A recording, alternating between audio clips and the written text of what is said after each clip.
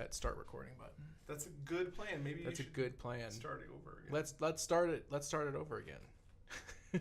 Ladies and gentlemen, welcome to the Cool Guys Nation studio. This is our second attempt at live streaming. Now that we've already messed it up in the first 30 seconds, we're going to be bringing you Tools of War episode 10 right now. If you want to chat with us, go ahead and get on Twitch. Send us messages and we will respond to you live and stuff. We're going to be talking for approximately 45 minutes to an hour. Maybe. Then we're going to take a little bit of a break. After that, we're going to be coming back at you at 5:45 p.m. with some Age of Sigmar. We're going to be playing pretty much the Soul Wars box against each other. Not too big of a game.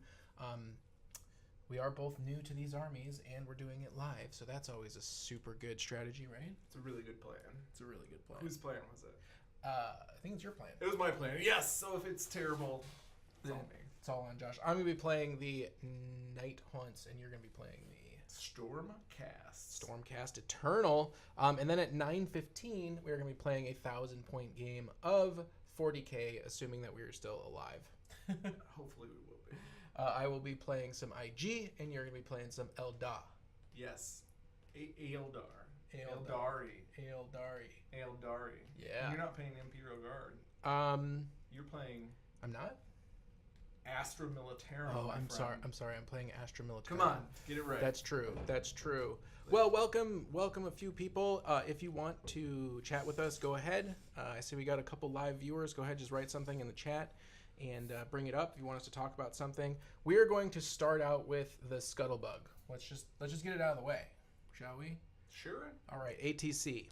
Stuff happened. I feel like half of our podcast time has been devoted to tournament shenanigans. Yeah.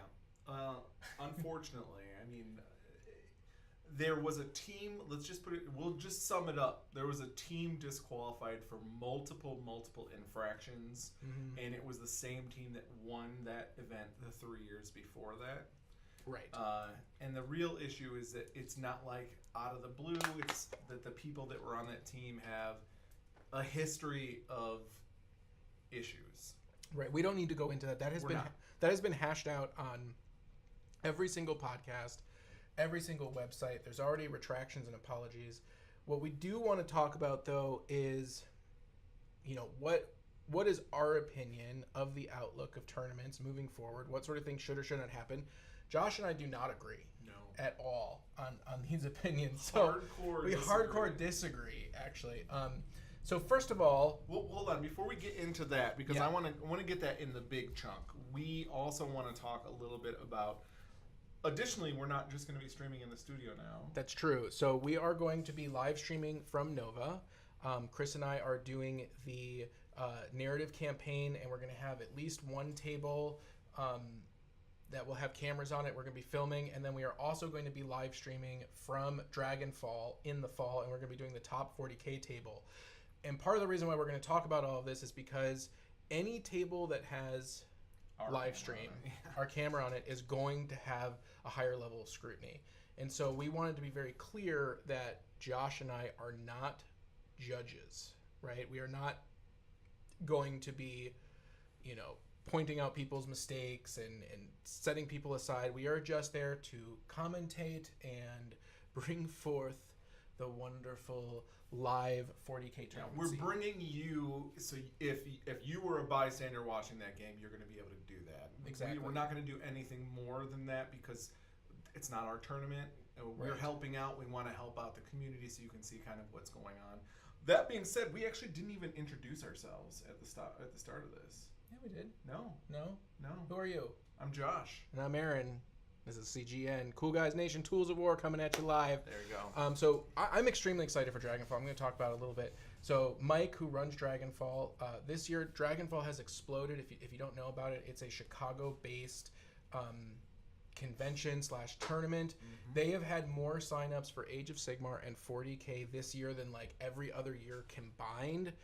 They're doubling their amount of space, and AOS is actually more popular than 40k right now. There's more signups in the 40k. Well, yeah, that's Technically That's true. That's technically true. Yes. It's just cool. AOS has filled up faster, but there was no problem filling up 40K either. And of course, with the new edition dropping and all of that.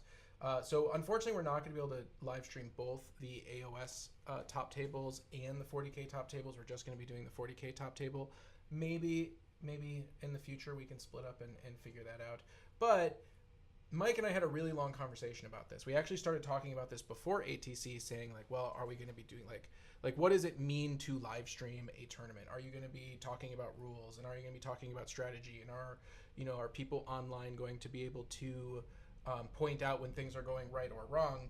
And we both came to the conclusion before ATC that we don't want the live stream to serve as a judging mechanism because, one, it's unfair because not every table is going to have that level of scrutiny, and two, it's almost impossible like for someone who's not affiliated with the tournament to be a judge, right? Like that's not the role that I'm taking. And then now after this whole ATC thing, we definitely don't want super duper don't want to. Now, additionally, we are going to be having some possible live casts, possible recordings at a very special location also in the fall this year. Yes, so we are going to Valhalla. If you are not aware of Valhalla, Wargamer Girl puts on a gaming retreat every year. There's a Kickstarter for it, so you can go to Kickstarter Valhalla. I think that all of the stay-in bunks are full, but I do believe that there are still day passes, meaning that if you find a place to stay that's not in Valhalla for about $450, $415, somewhere around there, you can get a day pass that gets you access to the clubhouse and the food and playing games. You just can't sleep there. So you can go to Kickstarter and you can look up Valhalla in the Fall, or I believe you can go to valhallainthefall.com. Yeah, a new website. New website and a forum. So talk to people. So I've been talking to Wargamer Girl, and we want to have our live stream set up there. So essentially it's going to be what you're seeing now, where we have 3 to 4 cameras, and we're going to just have it on a table so that anybody who wants to live stream some games going on, whether it's Dungeons and Dragons, 40K, Age of Sigmar, whatever, Magic the Gathering, we'll and all these different YouTubers who go, like so many different YouTubers who go. Mini Wargaming has gone in the past, and Codex Dan, and Tabletop Minions, and Cool Guys Nation, obviously. Like, it's a concentration of fantastic content producers, right? And so getting a way to actually easily get that information out is good. The problem is, here's the problem. We are in the montañas. It's a cabin at the top of a mountain. So in Utah, very, very high. But we will be live streaming from there. So that's 3 special events. We got Valhalla, we got Nova, and we have Dragonfall all coming up. On top of that, we also have the Rangers movie. As you may or may not know, I kickstarted and then became the executive producer of the Rangers, a Bloodstone, with Mini Wargaming and Mini Wargamer Dave. Tickets for the debut is on sale at therangersmovie.com, and that's going to be in August in Canada. Plus, it's going to be showing at Valhalla, and it's going to be showing at Dragonfall. So that's really exciting. So that's all of our news, newsy news stuff. That's a lot of stuff. It is. I'm going to go back to 40K because I want to talk about kill teams. You love 40K. You don't really like kill team, though, do you? I play... No. It's kind of funny because I like kill teams. It's really short. You love skirmish small games. I do like skirmish games. Yeah. And I saw one of the stores had built all the terrain that comes just in the starter set, and it was the terrain ridiculously cool. Fantastic. And I'm really interested in checking out Kill Team. I know you're not too hot about it. I'm interested. Okay. All right. Well, I want you guys to comment on this. Do you want to see some Kill Team content or not? I'm interested. It looks super cool. There's a lot of cool terrain that come with it. So, anyways, I'm excited about it. You're lukewarm? I don't know what to say. There's always these distractions to the main games, right? Like how many side games of 40K are we into now within a year? Like, let's count them. Let's not, and just talk about the 2 that I care about. Okay, what are the 2 that you care about? Titanicus. Okay. And Kill Teams. Okay, and what happened to Shadespire? I didn't like Shadespire. Okay, and what happened to Yes. I even forgot the name. Mal, what's it? Starts with an M or something. With the gangs, the little Necromunda. Necromundo. What happened to that?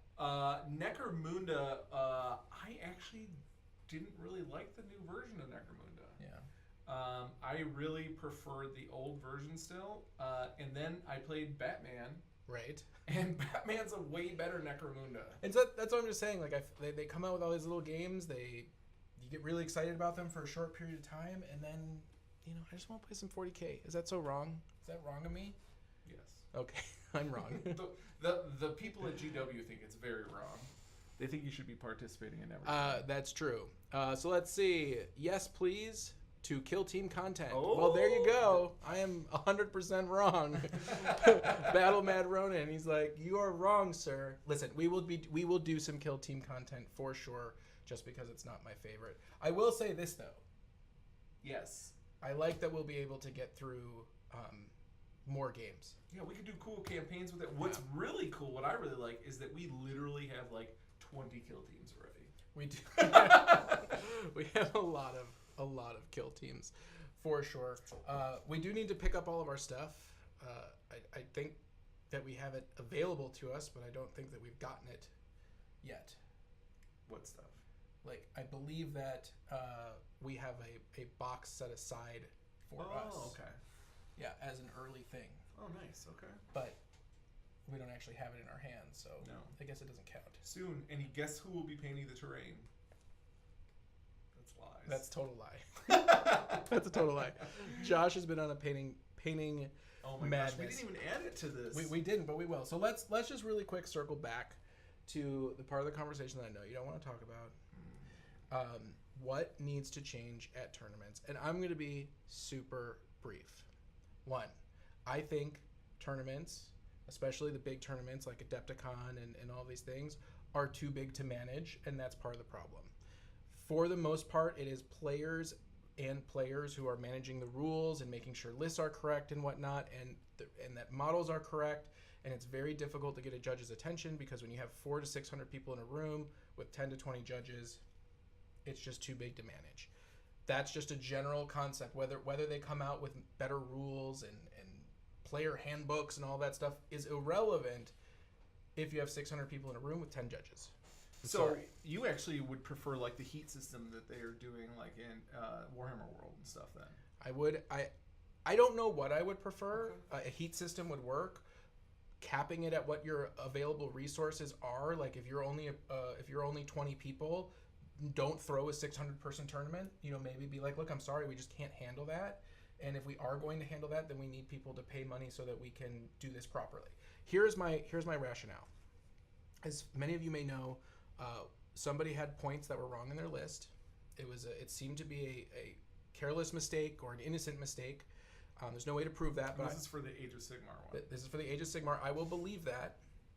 The point mistake wasn't found till after the tournament was over. Now, what a lot of people say is like, yeah, but I mean, he stepped down from number 1 position. He took number 2. He's doing the right thing. I agree with all of that. That is all what you should do if you make an innocent mistake. The problem is his round 1 opponent should have gotten a perfect score, putting him in the top table on round 2, which means that whether he deserves it or not, he might have won that game, putting him in the top table for round 3, meaning he could have taken top 10.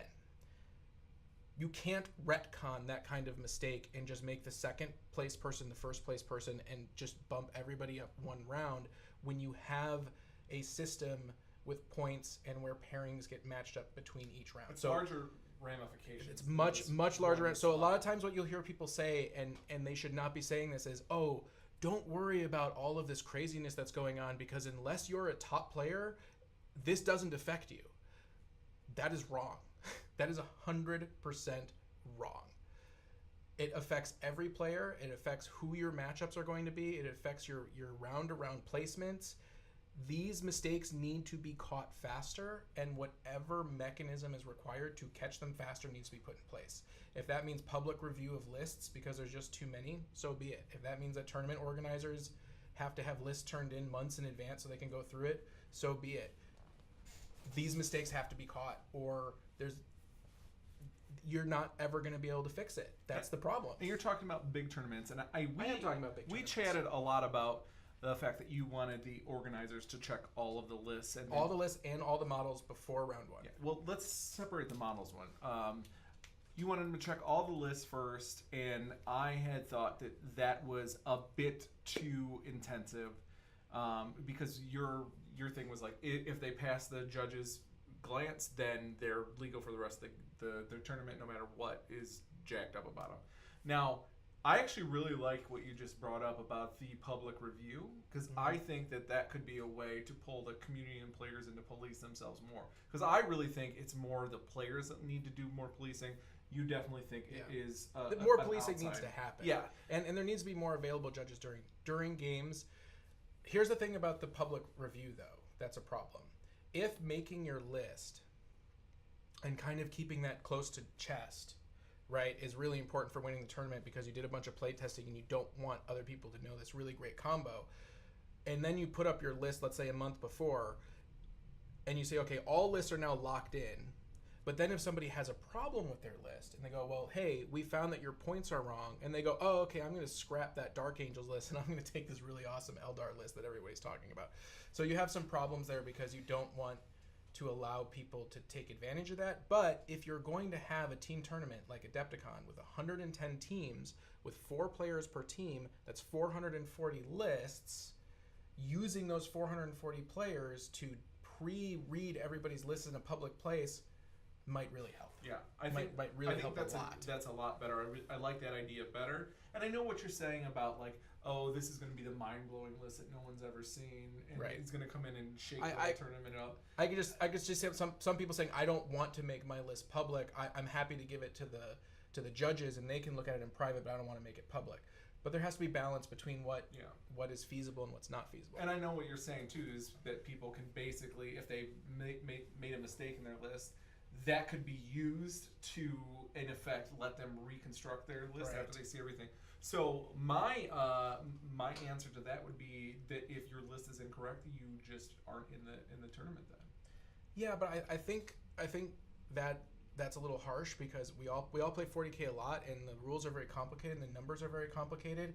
And I think that if you had really good data to show how many lists were actually wrong, even during normal play, let alone during tournaments, you'd find that there's probably like 15 to 20% where there's point discrepancy errors. Got to be Santa Claus. Check that list twice. Yeah, you got to do it right. But the bottom line is that you can't retcon these things. You can't go into turn 2 or turn 3 and just kick somebody out and then go, well, everything's fixed. No, all your pairings are messed up. It just doesn't work. The second point is all of the models and all of the paint judging needs to be done before round 1. They need to get an approved sticker or cert, whatever you want to do it. And then when you go to that table, you know that everything is WYSIWYG and ready to go. And so if there is a discrepancy between the list and the model, you know that someone is legitimately cheating and it just wasn't unnoticed. Well, I think that you know what you said about appearance, conversions, all of that stuff. I think is perfect. I don't think that you could have a judge say go through the list and check every single weapon. I know, it's very difficult. It's very I difficult. think that might not be good, but I think having a judge okay every model in your army as far as it's what it's supposed to be and the conversions are okay or not. And I think people should have to take pictures of the models that they have converted and send them in when they send in those lists. And this is for big tournaments. If you're going down to your local game store to play like a 15, 20-man tournament, this is not what we're talking about. We're talking about the big ones because what we're seeing is that people want to walk towards having a real sport. Right, and it is real sport. Like, I'm sorry, even the Long War doubles, which was like supposed to be casual, we still had some games that were like incredibly nerve-wracking because of the intensity that both teams, ourselves and the other team, were taking to it. Like where we're getting down to like, well, we have to play these 4 models out, and we need to play this next 20 minutes of this one guy running away because these 3 points could actually determine our top 5 ranking, and did determine our top 5 ranking, and that's a casual game. Yeah, that was a casual tournament. Well, it was casual. But the real deal is that people have you got to go one of two ways with your tournament. You either have to go more casual and just come an event for fun, or you have to go hyper competitive, and then you have to expect hyper competitive from everybody. Right. That's true. I am leaning more towards this is not a real good format for a sport, personally. I don't think it's a good idea.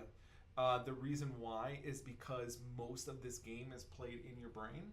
Yeah. And you are having a social contract with the person across from you. There's not like real hard, fast rules like you play in a lot of sports or things like that. Right. It's not like the ball bounced inbounds or out of bounds. Right. Like there's not a judge at every table, like you said, making the calls. So I think it's a really poor format for that. However, a lot of people disagree with me. I would love to see tournaments have trophies for first, second, third, best painted, and then all the prize support is just raffled off to all the participants, because that takes away all of the people's I disagree with you there, because I feel like if you're going to do that, then you just abandon the tournament entirely and you say we are going to have a very large random paired day of playing. 600 people are going to show up, and we're going to randomly pair you off, and you're going to play for 2 days, and we're going to have prizes and raffles and make it really fun, and we are not going to count any points until anybody who is the winner, because we're just playing. As soon as you say there's first, second, and third, that even if there's no money involved, look, people get Twitch followers, people get YouTube followers, people use it to market their painting companies. Like there's all of this stuff around it. Notoriety is a valuable resource, even if intangible, and therefore it's very hard to balance. You can get that notoriety, that so-called notoriety, without having to crush your opponent. I think that there are players out there that are known for their ingenuity, for the way that they build their armies, for the way that they play the game, more than how they crush their opponents before them. I mean, the people that we can name off that are the major players right now are either because they do good, but more often it's because they're not doing nice things. True. So I definitely think that if you just had like everybody goes and plays, that's fine. I think people still want to have like a little trophy to go in their role. But I don't think that intensity would be the same as this is your ITC $1,600 win or whatever. Right. If everyone has the same chance of winning the prizes except for the trophies, those are the things that people. I have a 9th age trophy on my wall at home right now that I won the gauntlet last year or 2 years ago at this point. I don't even play that game, but it's cool. It's a little tiny trophy, but it's nice, and I put it out. I mean, you got your Adepticon. My Best Coast Pairings 2nd edition thing. Yeah. All right. Well, enough of that. I think that the world has heard enough about it. I hope they improve the rules. I hope they figure this out. You got to check lists before the games. You got to check models before the games. We can't keep retconning the first player out and then being like, it only affected the top 3 tables. That's BS. It's got to be done right from the beginning. However we need to do that, I'm for doing it. Yeah, and we're talking about policing right now. I also think it's important to really remember why we play this game as well. Because it's fun. Yes. And because we like hanging out with other people who think it's fun. And you want to paint your little mans. And womans. And non-things that are just boxes or whatever. My tree. We play, we paint, we do all this stuff to have a fun time, have a really fun time. When you first encountered this I was not downloading errata, that's for sure. No, you didn't care about that stuff. You're like, that's cool. I want to bring that's cool back to playing. Yeah, I agree. What else do we have to talk about, though? Well, we've got AOS. Sure. Right now, there is the Midwest Meltdown going in Central Illinois, I think it's called. Yep. There's 50 plus people. Domus is running it down there. There's a bunch of big time players for Age of Sigmar, and it's the first tournament that's using Age of Sigmar 2nd edition rules, other than ACT. I think might have used it. I don't know. I think they did use it. It was real close, so they might have used it. This is the next one that's coming up. And like I said, they have more than 50 players. You can actually go to the website, I believe, for them, and they have all of the lists up that they were locked in. So you can go check out the list that everybody's playing right now and check it out. There's some really interesting stuff. Looking at a cursory glance, you're just like, these don't look anything like the lists that people were playing before AOS 2 hit. So it's really interesting. what list are you excited about?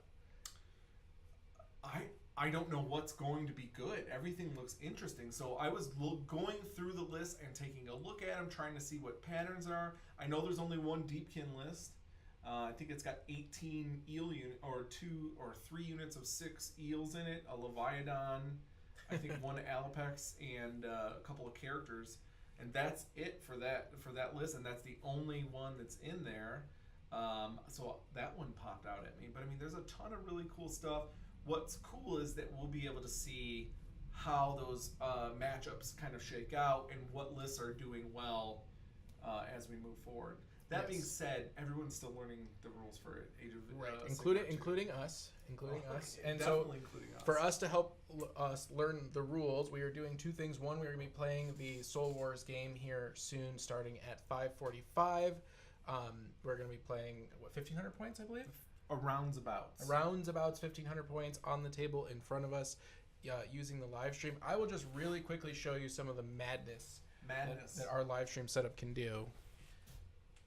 Now, Josh, you're going to have to talk because I'm far away from I'm talking. All right, so we are going to hit the lever. Do it. Oh, we have to make sure. So there we got the top-down view. Top-down view, and you'll notice that we have some Nighthaunts already in the queue, ready to play. Yep, and then that is where our dice will be going. And those are Nighthaunts. You get to zoom in on them. Check it out. So we have some cool features. We do have picture-in-picture that we're going to be having overlaid. Right. Our top-down view that will have the dice, so you'll be able to do that. And did we get our chroma? We do. Call it up. We can try the chroma so that we can roll the dice and they'll float over the table. Right now, the picture-in-picture is up as well. Oh, nice. But it's just the full room. It's the full room, so you get to see. So you get to see us twice. Sweet. How fun is that? It's trippy, isn't it? All right. And on top of that, we are doing our Path to Gory narrative campaign, Caradron Overlords versus Nighthaunts, and that's going to help us familiarize ourselves with the rules without jumping straight into just regular old battle reports. Game 1 is up, and the story time for that game is up. I got to be honest, the story time is pretty funny. I loved it. I made my wife watch it. I'm like, look at it, it's so cool. So I think it's really bad. Did you use the one that we were dropping, or I was doing that? I just don't know which clip you used. I didn't. I used the one where we were physically moving. Okay, that one the was ship. better? Yeah, but I had to zoom in like 20%. Oh, okay. Because I kept missing the edges, and so like the front. Anyway, you just have to watch it. It's cool, man. We I did had to read like special effects. 2 paragraphs of lore that we wrote out. Do you know? Oh, I know what I did. Actually, I'm gonna put this up on Patreon. Don't do it. I didn't tell him. I took. We have like 5 minutes of us reading this 30-second clip over and over and over and over again, and just messing it up over and over and over again, and eventually him getting really mad at me and telling me to get behind the camera, and he would just do it, and then he had to do it over and over again. So I exported that, and it's going up for Patreons on our Patreon, Cool Guys Nation Patreon, if you want to see the outtakes from us trying to make a 27-second storytime video that took us over 10 minutes to record of outtakes. Check that out on Patreon. And we actually had to rewrite words and spell them correctly. Not my fault. I changed a word. I changed a couple words. I added booty instead of bounty. Mm-hmm. Spoilers. Okay, next. It's just our narrative campaign. I do want to talk about hobby because we did really skip over hobby. Yeah, we were going to talk about some hobby. My initial thoughts on the new Age of Sigmar is I love it. I loved the first new Age of Sigmar. I'm loving the second new Age of Sigmar. I'm very excited to get playing more. We have a bunch of new terrain painted up. We have a bunch of armies now. At least 4 or 5 that are ready to go, and 1 or 2 more on the way. So I'm all in. I'm all in on Age of Sigmar. Yeah. I have 2 fully painted armies at my house. And we have 2 here, and then I have the demons that we need to rebase. Right. So and we have at least 5, probably 6 or 7. 6 or 7 armies. But you have been a madman with hobbying. Oh my gosh. So I'm just really going to quickly introduce this. Josh is a fantastic painter. A mediocre? No, he is a fantastic painter, and he does one thing really, really well, and that is find ways of having rich, thematic-looking armies that appear nicely and tabletop quality or above, but that you are able to whip out at blazing fast speeds. And so we have been starting to figure out how to record and teach these techniques that he's using, and we have put out our first 2 tutorials. Actually, only one's up right now. Well, the second one's going to be up very soon. Yes. We have our Night Haunt tutorial, which is up now, and we're going to have our Sigmarine tutorial that's going up, and there's going to be lots more. And we are going to be specializing, I guess, if you will, on bulk painting, speed painting, if you will. Yeah. I call it cheaters. Cheater army. Cheap painting. But the bottom line is that they actually look really good, but it's a little bit different of a style than what you might be used to. So I think there's a niche for it. I think it's really good. Check it out. Let us know. The Night Haunt video is on YouTube right now, and the Age of Sigmar, the Sigmarines, excuse me, is going to be up today or later this week. Super soon. What else we got? So let's talk about what I actually painted, though. Let's talk about it. I painted 2 complete sets of Soul Wars. Yes. And an additional 2 boxes of Sigmarines. Yes. And an extra character of Sigmarines. Yes. And an almost complete original starter set of Sigmarines. Right. My original starter set from when Age of Sigmar first dropped 2 or 3 years ago, whenever it was. Right. So the only thing that isn't painted from that original set is the Dracoth, because you've already painted him. Right. And I didn't bother putting the Retributors back together. Because there weren't enough for a squad. Right.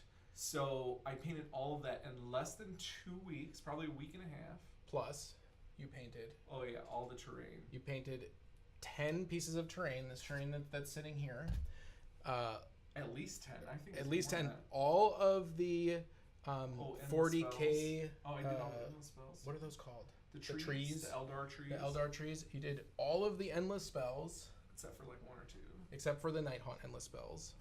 And then I put together my slow army that I'm making. Right. Let's talk about it. Talk about your Deepkin, because I think that the Deepkin, I'm really excited for the Deepkin. I don't understand what you're doing at all. Yeah. So explain it to me. So basically, I'm going to make swamp elves instead of water elves.